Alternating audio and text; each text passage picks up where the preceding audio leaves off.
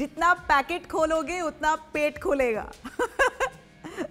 So stick to जितना food. Packet खुलता है या जितना पैकेट खुलता है उतना पेट खुलता है.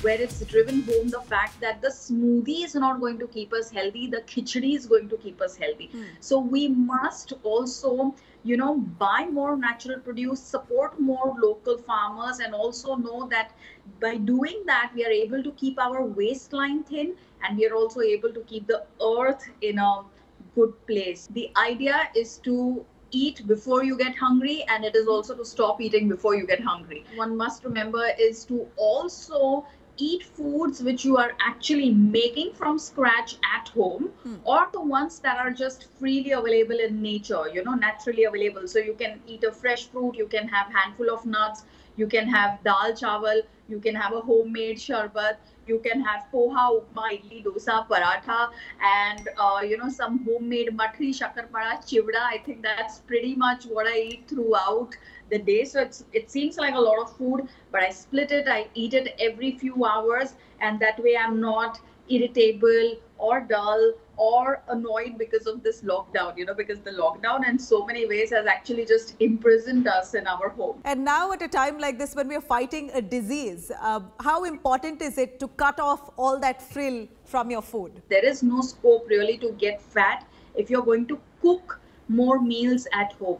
And the three things that I would recommend all of your viewers to eat is, number one is ghee, because ghee is extremely important. It allows your body access to essential fats, and all of the fat soluble vitamins can actually be assimilated in your system every time you have ghee. So there are vitamins like vitamin D. We do know that vitamin D is linked to the immune function. There is vitamin A, which is also fat soluble, and we do know again that it's linked not just to the immune system, but look at the number of people who are constantly online during the lockdown, Nabila. So even for the eyes, vitamin A is good.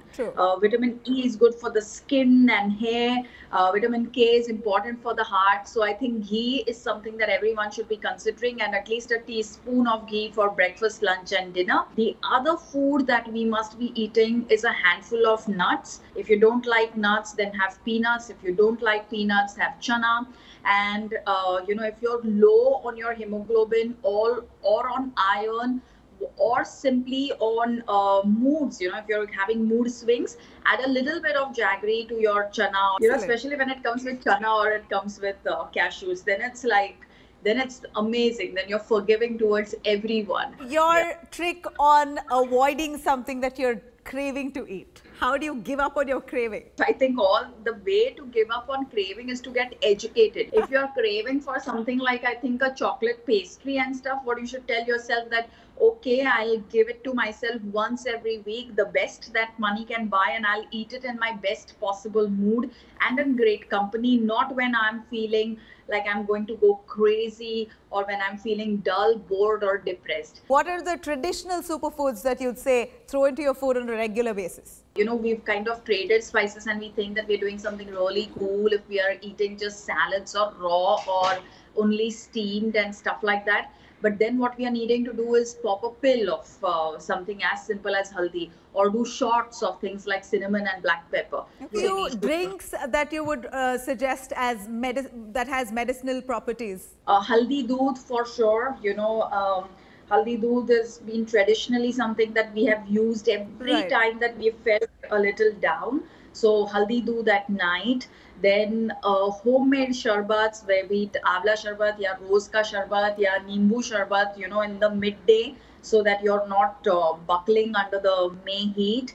And the third drink that I would recommend is a nice cup of chai or coffee, exactly like the way you like it, be it with a teaspoon of sugar or milk or whatever, but not as first thing in the morning, not as last thing in the night, and not after 4 p.m. in the afternoon, so that you're able to sleep well in the night. So about A cup of chai or coffee in the day is also something which helps people unwind and relax. What timing should you eat and in what quantity? Some hacks on that.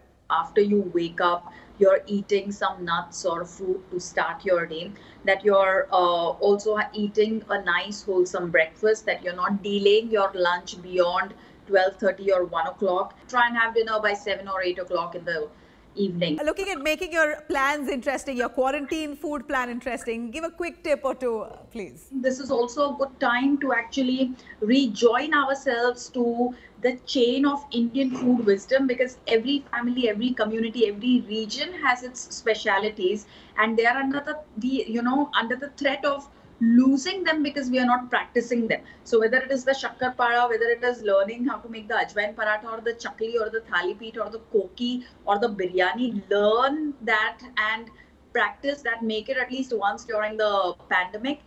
And lastly, I think this is also a good time to actually document all of your traditional family recipes. I think what we need to know is that there is no one thing which is going to make everything sub theek. You have to work at it throughout your day. You need to build a robust lifestyle as a person, and you need to do it for the rest of your life while you're alive.